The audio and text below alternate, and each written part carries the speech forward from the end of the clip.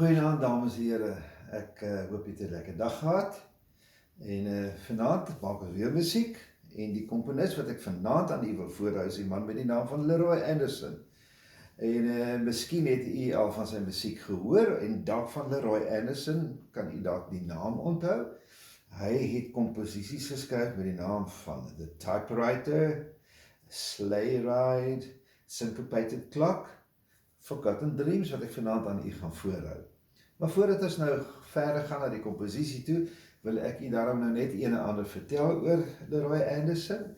Hy is van Skandinawiese, Zweedse herkomst, natuurlijk Anderson, is nie Engels nie, dit is Skandinavies. En in sy jeug was die taal wat hy gebruik het, was Engels en Zweeds. So ek lei af dat sy ouers dan relatief vars immigrante was, of immigrante kinders was. Maar goed, dit daar gelaat. En Leroy Anderson het sy musiekopleiding het by sy ma begin. Sy was sy eerste klavieronderwyseres. Ek kan my indink hoe dit moes gegaan het. Ma en seun. Ja, dit is iets besonders, né?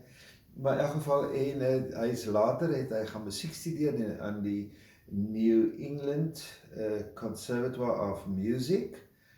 En daarso het hy topkandidaat gewees in sy jare en hy het sy grade het hy geslaag met magna cum laude, dit beteken hoogste lof, nee.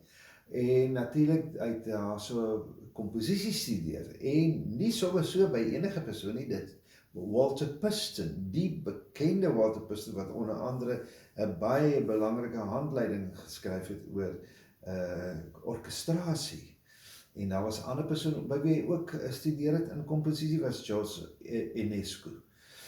En nou sy eerste komposisie het hy georkestreer.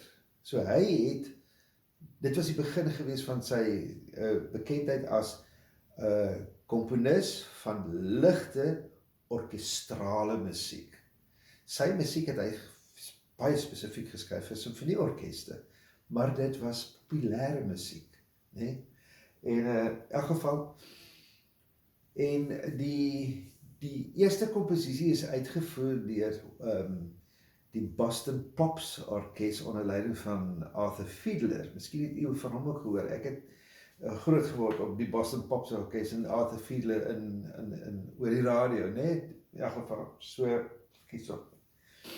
En Arthur Fiedler het begin musiek aanvra van Leroy Anderson en so het daar 'n grote verskeidenheid van orkestrale komposisies verskyn van Leroy Anderson. In elk geval. Maar behalwe nou dit, het Leroy Anderson het hy sy dagwerk, sy voltydse werk wat hy gedoen het. Hy was in die militêre diens gewees. Hy was in die Amerikaanse weermag. Tydens die Tweede Wêreldoorlog het hy in diens gedoen in Skandinawië en daar was hy vertaler en interpreter, praat hulle van. Ek is nie heeltemal seker wat die korrekte woord daarvoor nie. En by kontra-intelligensie, né? En na die oorlog was hy terug in Amerika en in die Pentagon en nog steeds met intelligensie, militêre intelligensie te doen gehad. Ja, so, en soos ek nou gesê het, reeds in sy vrye tyd het hy gekomponeer. En nou gaan ek vir sy komposisietjie voorspeel, is 'n klein kort klavierstukkie, Forgotten Dreams, en ek vind dit baie mooi en melodieus en is nostalgiese werkie. Kom ons kyk, kom ons luister dan maar.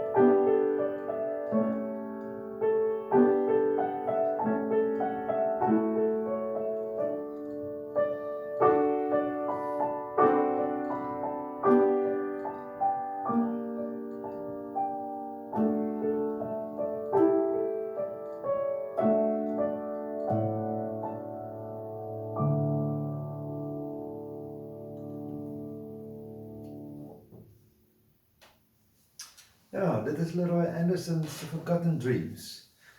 En ek is nie seker of ek het vir u genoem het nie, gebore in 1908 en oorlede in 1975. Nou ja, toe. Ek stuur u bed toe met 'n lied in die hart en hoop u slaap lekker. Totsiens.